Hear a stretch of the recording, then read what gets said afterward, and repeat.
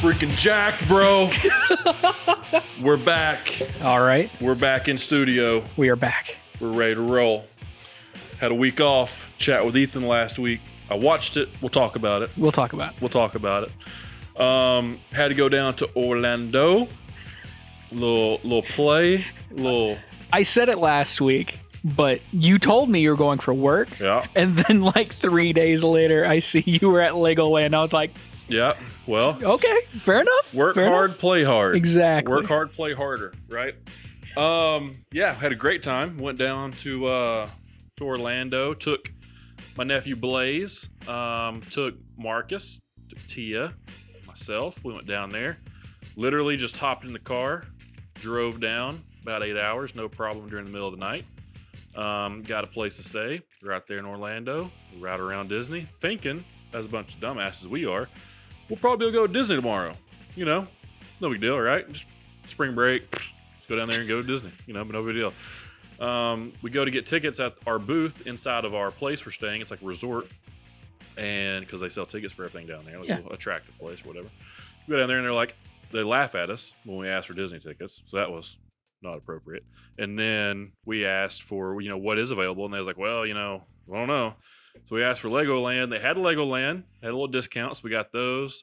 We asked for Universal tickets. They told us that we had to be there as Universal opened, which is the parking garage at 6 a.m. The park opens at 8. So you want to get to the parking garage, hit the city walk, go get your tickets prior to 8. That way you can get in. Yep. Was able to do that the next day, and that was successful. We did a little medieval times dinner show, which was that's like pro wrestling and dinner combined for me. That was awesome.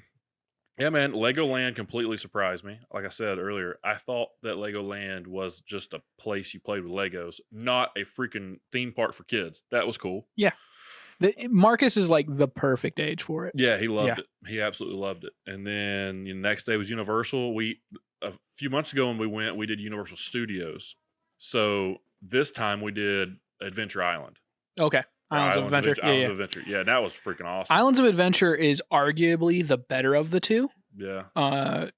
For me, being Harry Potter, which that was the first Harry Potter part, and then they added on in the actual studios. Yeah. Park, but no, yeah. Is the Hulk still open? The Hulk was open, but okay. So we went in. The plan was because we got there at 8. But I mean, at 8 it's already packed, right?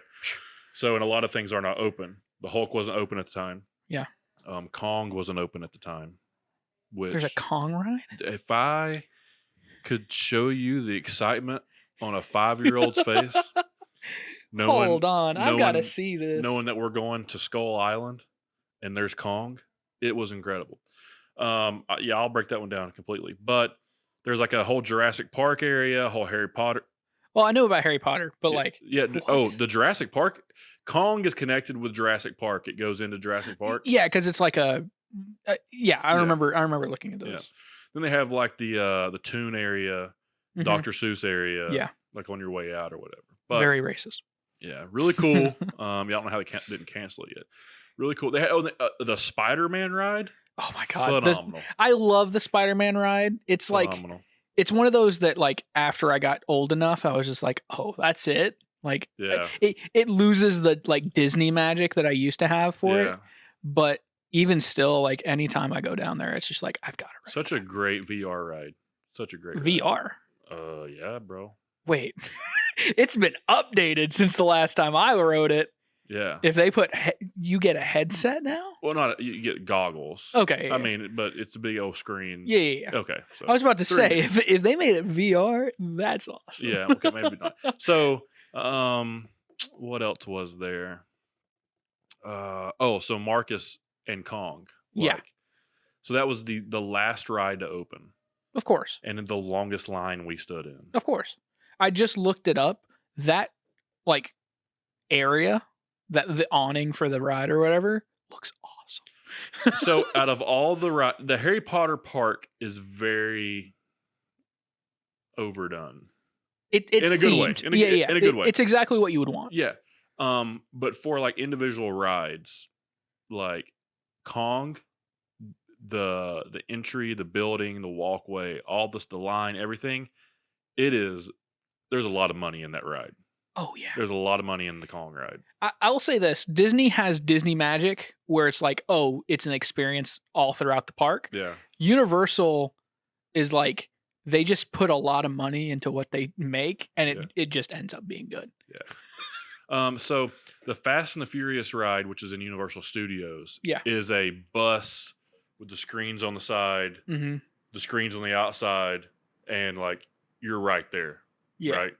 It's the same thing with the Kong ride. The Kong ride was Oh. the Fast and the Furious ride from Studios. Oh, okay. So like you're looking at Kong 3D right Nice. next to your face. Nice.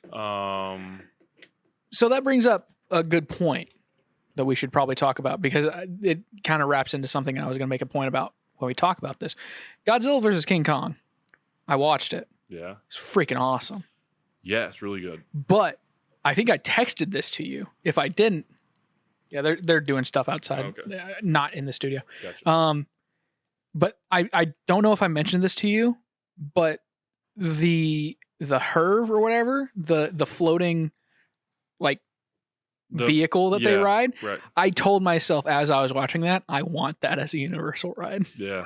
Right. I want a Journey to the Center of the Earth ride Yeah. with King Kong and Godzilla. Right. That'd be awesome. Following them to Hollow Earth. Yes. Yeah. Gosh. Be fantastic. So yeah, that was really fun. Now the ride home, not as much fun. Because, yeah. So we rode. So whenever we travel at night going. I think here's where we got us. As I'm making a note to myself right now as I say this, I've got to start traveling at night home, because traveling during the day is going to kill me. Oh yeah. It took us every bit of 12 hours to get home. It seemed like every hour, we couldn't go an hour without hitting traffic. It's only an 8-hour trip. But yeah, traffic the whole way out of Orlando,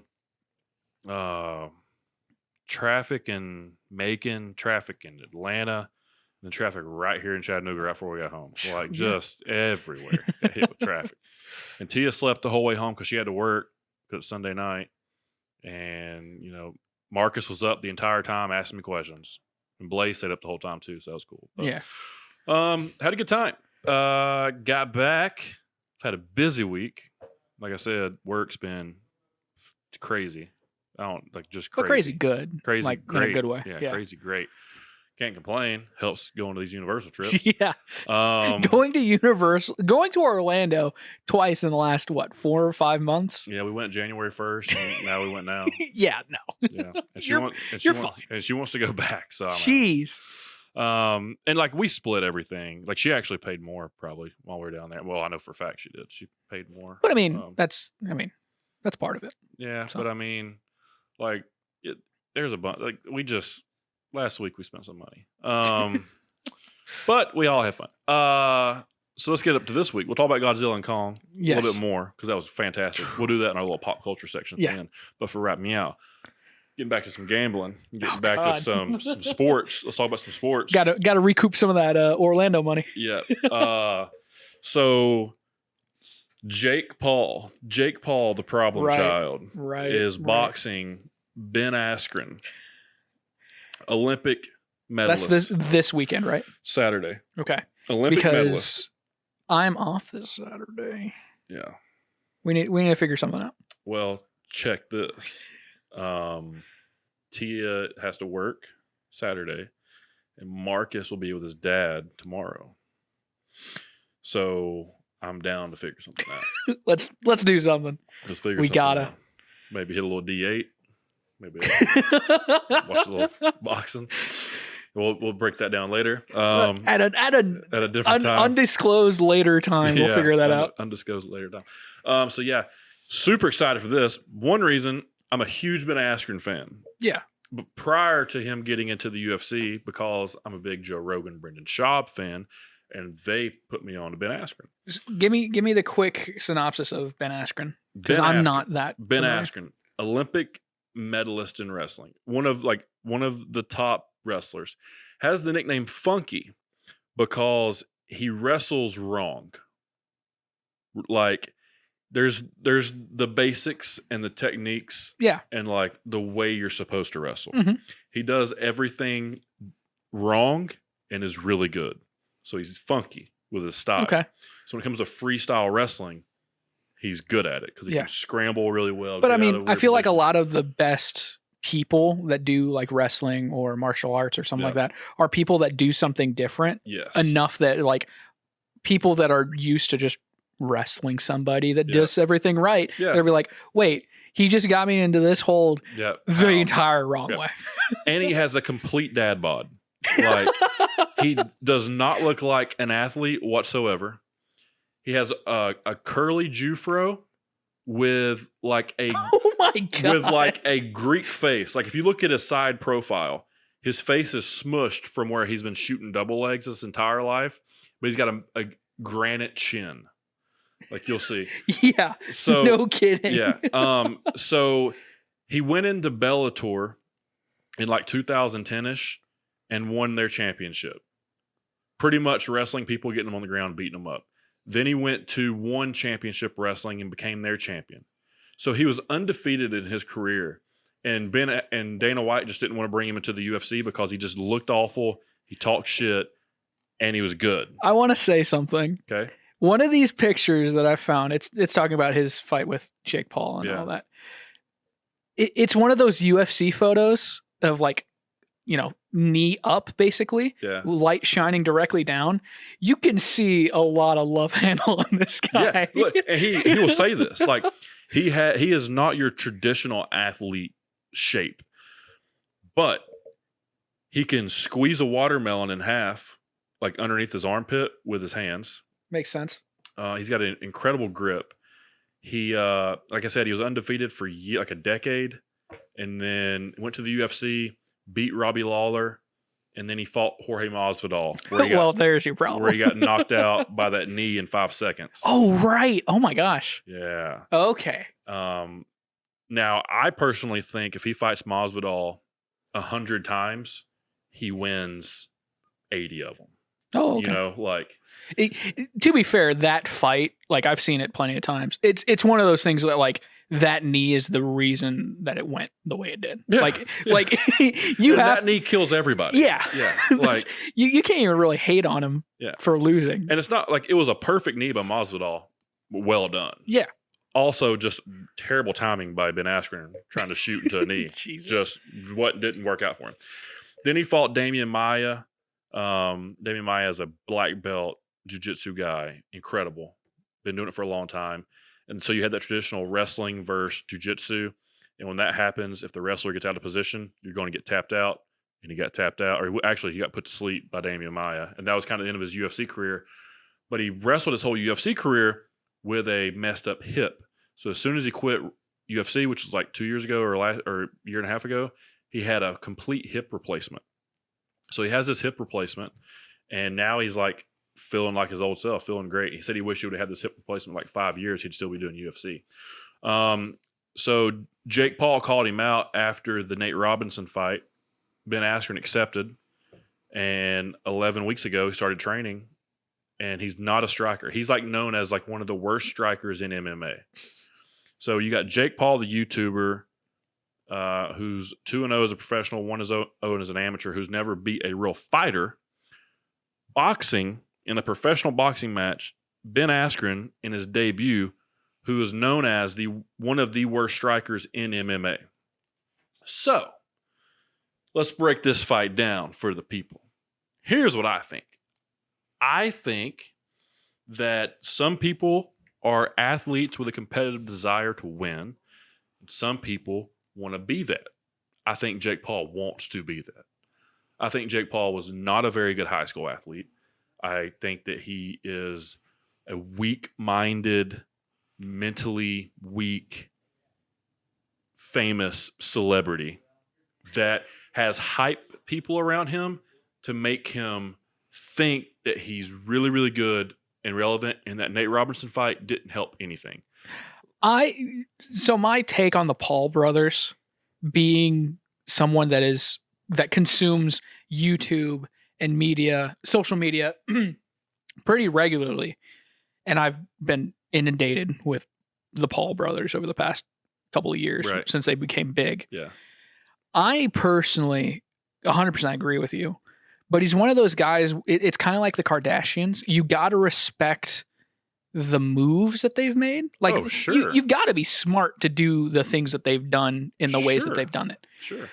But I do not respect the man at all. Well, and I think that's his character. I think he's playing that character. I would concede that, like, if I actually probably met either of the Paul brothers, I'd probably get along with them just fine. They're probably just a couple of dudes being dudes. But so I think that Jake Paul, when it comes to fighting a regular person, that doesn't have any fighting experience or as much fighting experience as him, would probably be the favorite or would win those fights. Just, he's young, in pretty good shape. Looks like he's got some power in his right hand, and he's been training for 3 years. However, that's not the case. He's not fighting a boxer. He's not fighting just an average person. He's fighting a world-class, elite-level athlete that has competed against the very best people in each sport for decades, and a guy that's got a pretty good chin that's not going to go away easily. It's not going to be pretty. Put it that way. It's not going to be a Floyd Mayweather versus insert anyone name pretty boxing match. It's going to be a dirty fight that gets clumsy and a little uncoordinated and a little rough to watch at sometimes, I think. And I think that Ben Askren will get the job done and end up beating him. So, if you look on DraftKings, Ben Askren is plus 150. He's the underdog in this fight. Yeah. Gunner, I'm going to need you to spot me $100. Dude, so, like, my prediction and my money right now goes on Ben Askren to win. Now, there's some prop bets, and one of the prop bets is like Ben Askren to win by, I think, points, like decision. Yeah. It's like plus 350 or something. That's looking mighty good. Yeah. I mean, that's looking mighty fine for me. I like that one. But then at the same time, I also like Jake Paul with the points because that's like plus 750. Because I think if Jake Paul's going to win, it's going to be by knockout. I do not think he's knocking Ben Askren out. I don't think there's going to be a knockout for either person. Yeah. I don't think there's a knockout. There could potentially be a knockout for Ben if he was to wear Jake out. If we see a knockout, it'll be like at the last moment. Yeah. But I don't think it's going to be. So Ben keeps saying he's going to knock Jake out in the 7th round. Like, he's been saying that. I respect like somebody that says like, I'm not going to knock him out in the 1st round. Yeah. 7th round? Yeah. I've got him. Like he goes, I'm going to bring him into deep water. I'm going to get him tired. How many rounds is there? 8. Oh, okay. Yeah. So he says he's going to knock him out in the 7th round. So there's another bet that you could take Ben Askren winning in the 7th and 8th round. And it's like plus 1,000 and something. So, I mean, there's some ways to gamble on this one. And I think you got to watch it on Triller. So it's like an internet streaming site you got to watch it on. But I feel like that's worth it though. I want to see it. I've never once thought I want to see like any of the Jake Paul or even the KSI fight, which I like KSI. Yeah. So personally, that one I would have been like, okay, maybe I'll watch it. But I watched clips the day after. Yeah. I wasn't that worried about it. But I feel like I did the same thing with that one. I feel like this one. I watched the Nate Robinson fight because I wanted to watch Tyson. Okay. And Jake was the co-main. Yeah. You know, so, and I mean, listen, I thought Nate Robinson would win. I just thought that a athletic black athlete that looks like Nate Robinson would beat shit out of Jake Paul. That's what I thought. As an athlete, that's the conclusion I came to. Now, what I found out was Nate Robinson maybe has never even seen a fight. I don't know. Like, that man just got clowned. That's not going to be the case with Ben Askren. Ben Askren is either going to win this fight or it's going to be more competitive than the odds makers think. Yeah. So that's all I got for you for the sports for the weekend. Marcus plays tonight. So Little League Baseball, 5 and 6 year old baseball. This has been absolute blast. I decided I wasn't going to coach, which that lasted all of about 15 seconds. So now I'm out there coaching. Is there like an actual official coach and then you're out there? So we have a coach that is like recognized under like Dizzy Dean Little League Baseball or whatever. But no, I'm signed up. I am a assistant coach for this team. So it's me and 3 other guys to coach. Fair enough. I was trying to kind of stay out of it because I didn't want like to overwhelm Marcus. But like now, dude, like I've bought him everything I had as a kid. We had a hit stick, got a tee, bucket of balls, wiffle balls, bucket of small balls, got a net. We've hit every day in the backyard since we got all this, which was about 3 weeks ago. And dude, the improvement from my little guy is awesome. I love it's hilarious. Like to be able to tell him something and it not like he not understand, and then him do it and it click, and then every time he does it after that, it's like, oh, this is what I'm supposed to be doing now. Like the one thing that I think I wasn't taught when I was young was swing as hard as you can. I was more taught find contact, make good contact, swing, which is great. Worked out great for me. Had a great baseball career.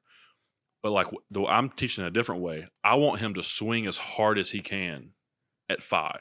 I got him the smallest bat, so that bat's swinging around there. And I want him to swing as hard as he can, because if you overswing, you're automatically going to open up your hips. And if you can get your hips through, that's your power.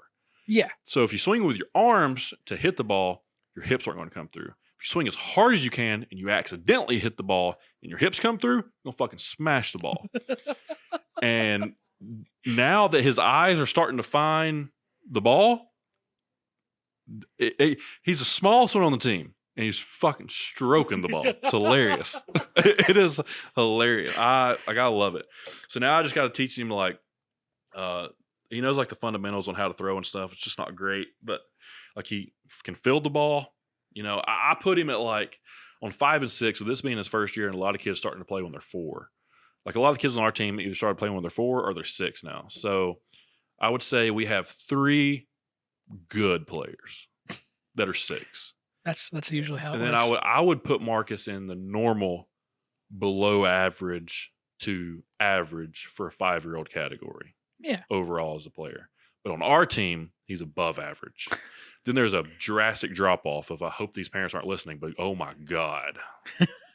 Like, well, we're not going to name names. Yeah, leave your kids at home. Like one of those type things. But we'll see. We tied our first ball game the other night.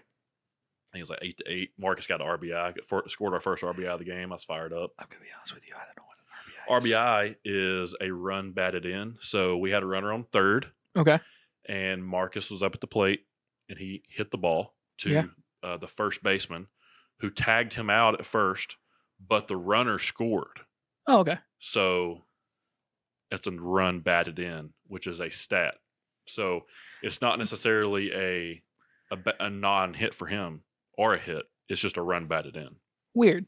Yeah. I don't know how baseball works. So like if you hit a home run, that's a home run and an RBI because you scored.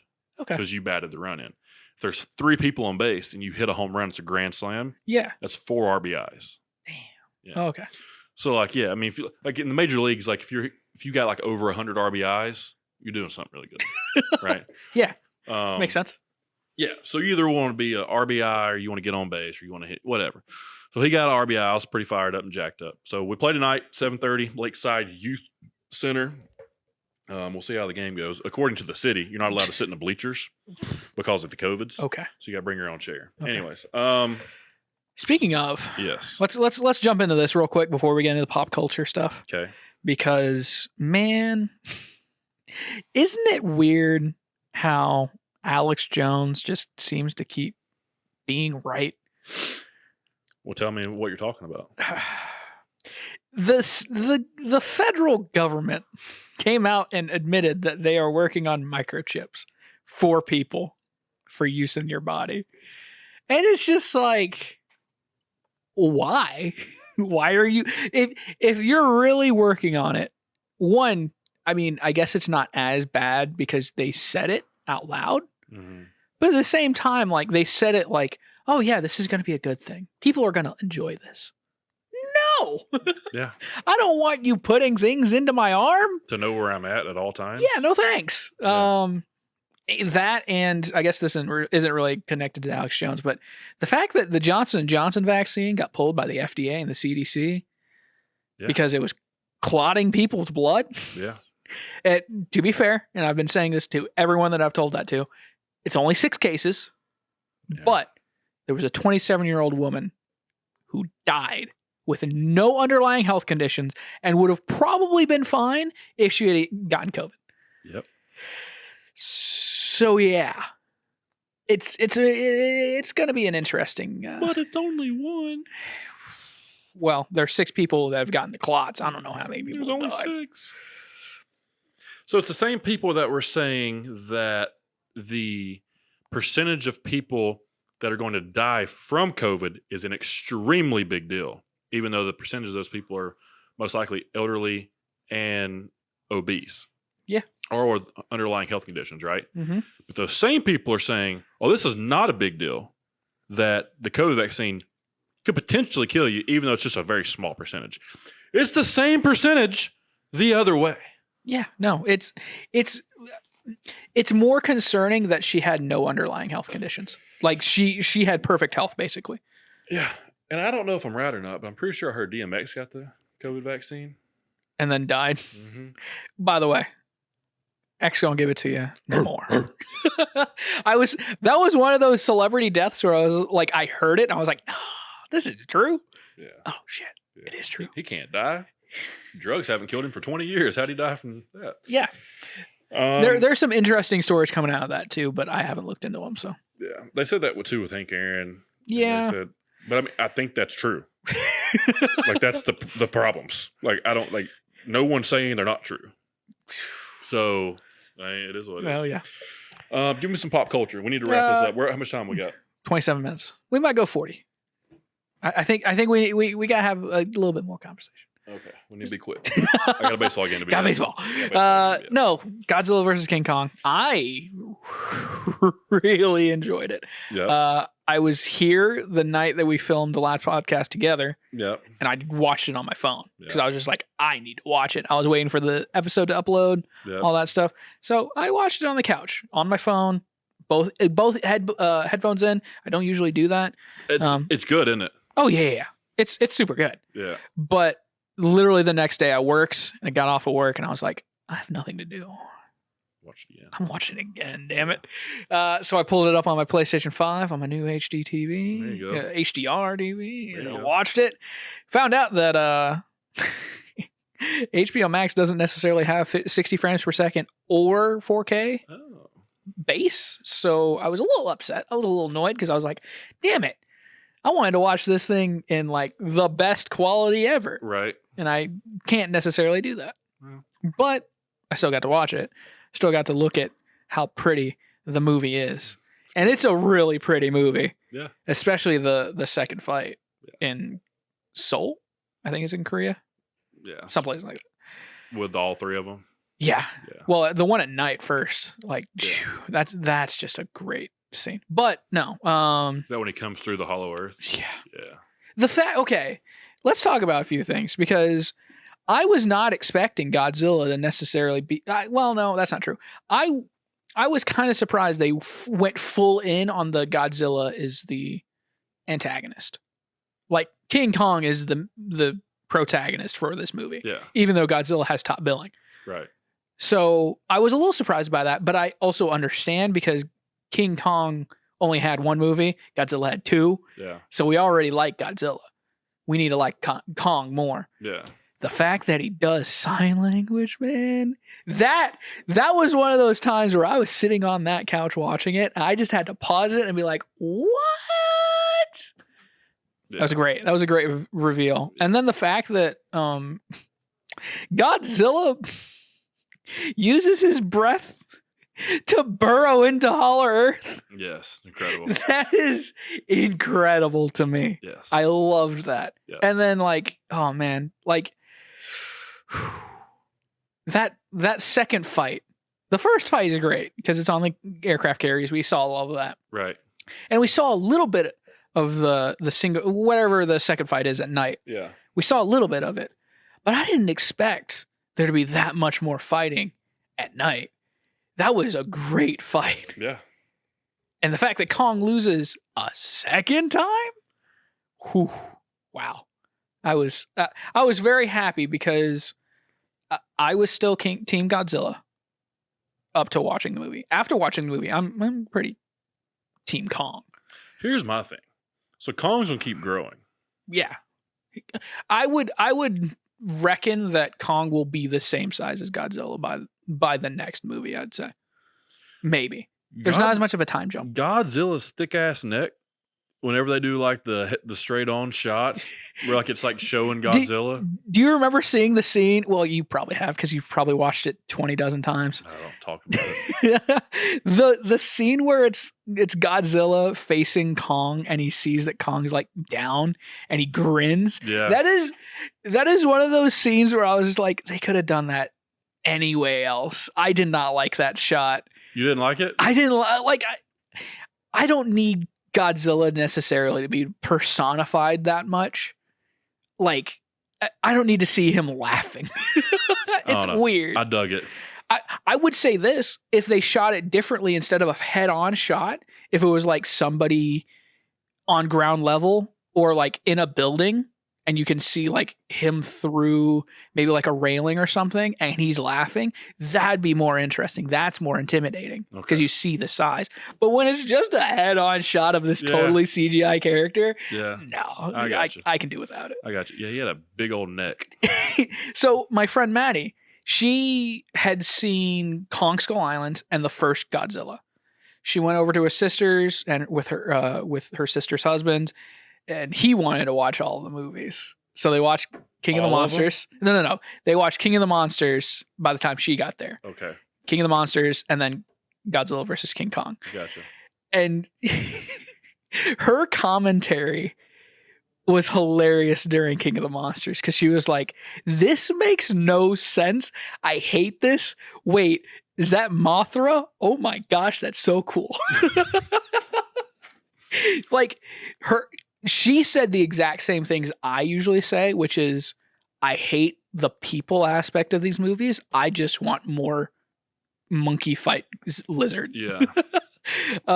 And so when she was watching King of the Monsters, she was like, this ending is the most anime bullshit that I've ever seen ever. Like he dies, then he gets nuked, and then he loses, and then Mothra dies and cries on him, and then he explodes. Yep. All day, that is very anime. Yeah. Of Godzilla, which makes sense. Yeah. It's a Japanese character. 100% makes sense. And then the one thing she said was like, why does Godzilla look like a pug? I hate this. He has such a such a short snout. Yes. And it's distracting. It is. Which I then mentioned to her, like, they change Godzilla models every movie. Yeah. They did that in the back old days. Right. So like from Godzilla 2014 to King of the Monsters, he got better spikes that looked more like Godzilla. He got bigger, he got thicker, but his snout didn't really change. So when she started watching this one, she was like, oh, he looks way better this time. Yeah. He looks like Godzilla. It was the best Godzilla so far. Yeah. But he's so thick. He's so thick. And then when he runs in the city, you're like, oh wow, he's moving fast. Yeah. But then, like, at the end of the movie, he's back to being slow. So it's one of those things where I like the idea that Godzilla is holding back at all times. Yeah. Until he gets real pissed, and then he breaks your shoulder. Yeah, he's gotta be awesome with it. The scene where he pops his shoulder back into place. Oh my god! Let's go! I got so hype watching that. Yeah. Both times. So they hit him with the thing, bring him back to life. He's like, he gets up and he's like moving, and then he feels his arm, and then he just hits a skyscraper with it. Yep. Oh my gosh. Incredible. So good. Something I mentioned to somebody else that I didn't really notice any of the other times I've watched these movies, but I'm pretty sure if we saw a kill count of actual death in this movie, it'd be the highest of any movie because all of those buildings, even though it's at night, probably had a couple hundred people in them, and they just blew all of them up. Yeah. There was no okay, so I've tried to like reconcile this in my head. Godzilla's on the way. They probably started evacuating. But they just started evacuating when all of this stuff goes down. Yeah. And like you see the crowds of people, especially when Mechagodzilla comes out. Right. You see a bunch of people still there. So it's just like when King Kong comes up and the first thing they do is Godzilla takes King Kong and pushes him through a building, I'm just like, that's a bunch of people just dead. No doubt. There's just a lot of people dying right now. Unless they don't work at night over there in that country. Which I highly doubt. Yeah, I highly doubt. And then, oh man, Mechagodzilla. I knew it was gonna happen. I knew it was there. Because I had been kind of spoiled. Yeah. But the idea behind it and the look of him and how badly he beats everyone up. Mm-hmm. Hell yeah. Yeah. That's exactly what I wanted. It was perfect. The fact that And then King Kong went to town on King Kong goes to town, but he doesn't at first. Right. That's what I needed. I needed a little bit of Mechagodzilla being like, I am way better than this guy who just beat you up twice. Yeah. And then the team, I needed the team up too. Oh, the tag team was awesome. Dude. Oh, man. Getting the mutual respect at the end. Oh, man. It's such a good movie. It's like, till we need to do this again. It's more of a, do we need to do this again? And so here's the thing. So they said they didn't put a end credit scene because they wanted to judge the reaction at the box office prior to deciding. But pretty much they came to the conclusion there will be another movie. Okay. I thought you were going to say like on home release, they'll put in an end credit scene or something like that. No. I was about to be very excited. I think the buzz, like the money, like it is the movie of the pandemic. Yeah, that's what I've heard. Like there have been plenty of movies that have come out that were like kind of just rushed out. Yep. Like Wonder Woman. Zack Snyder's Justice League is pretty it's in its own bubble. Yeah. But I'd say, yeah, Wonder Woman, Soul. Did you guys watch Soul? I never watched it. It was good, but you could tell like it was one of those movies that were like, oh, thank God there's a pandemic. Yeah.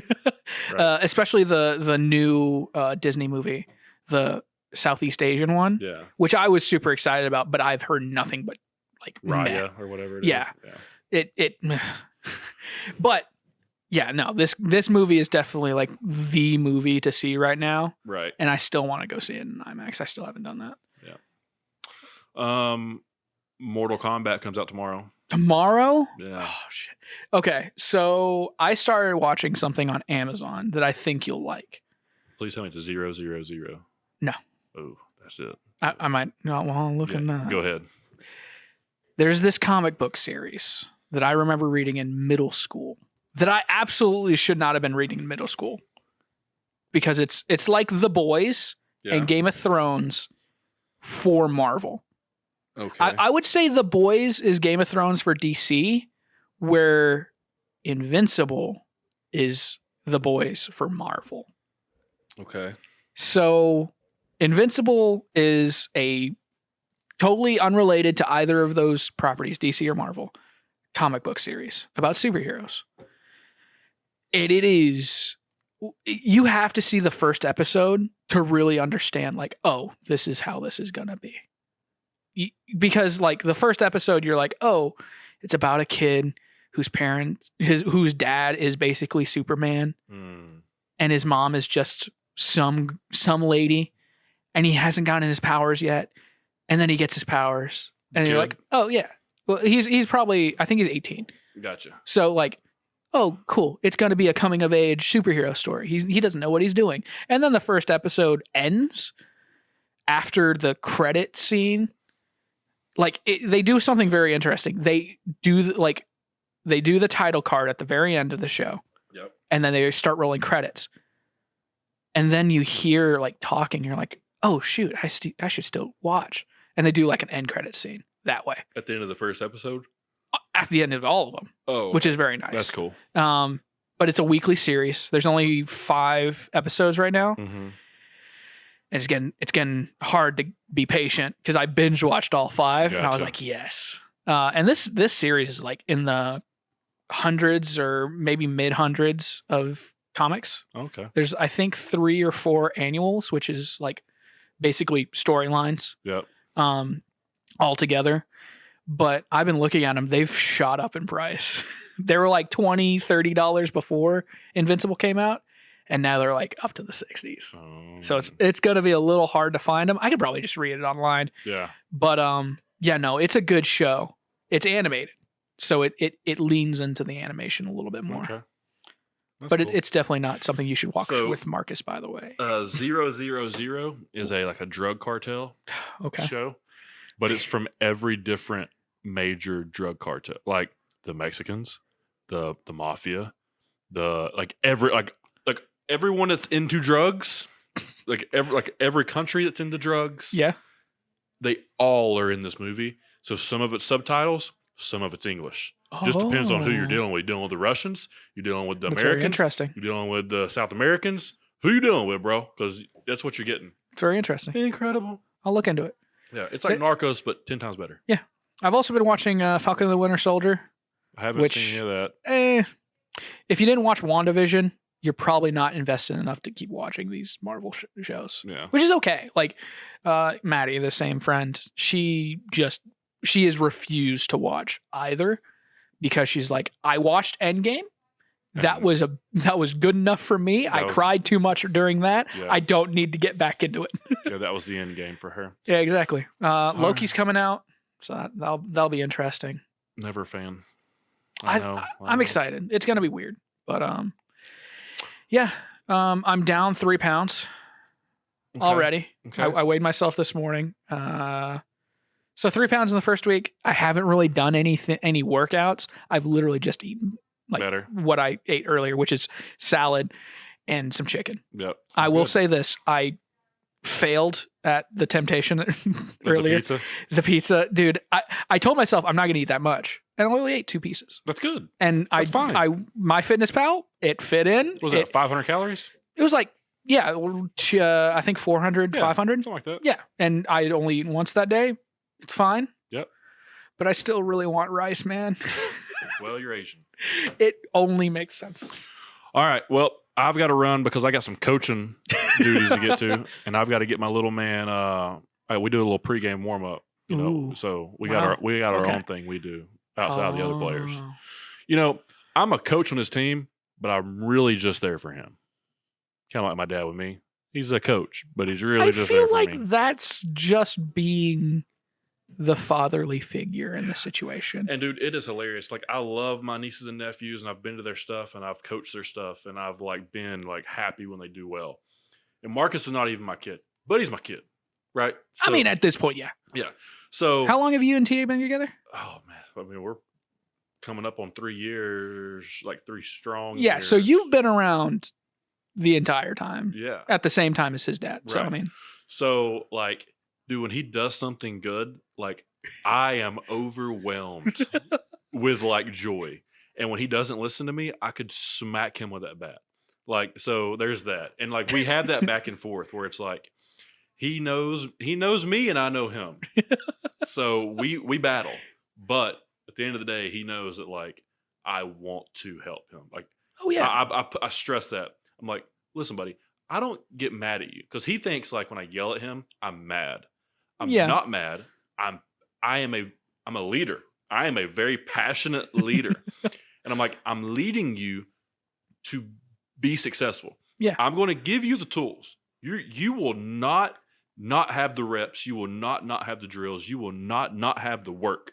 Yeah. Now, if you don't have the talent, okay.